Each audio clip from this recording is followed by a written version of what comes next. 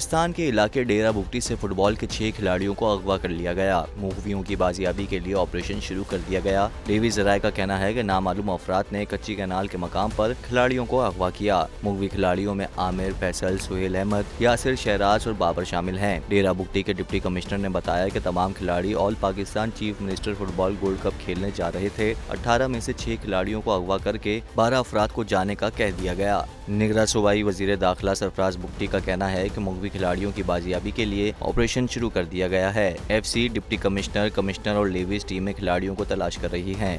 उनका ये भी कहना था कि खिलाड़ियों की बाजियाबी के लिए एक बड़ा ऑपरेशन प्लान कर रहे हैं। ताहम मामले की हसासियत के पेश नज़र इसकी तफसीलात शेयर नहीं की जा सकती।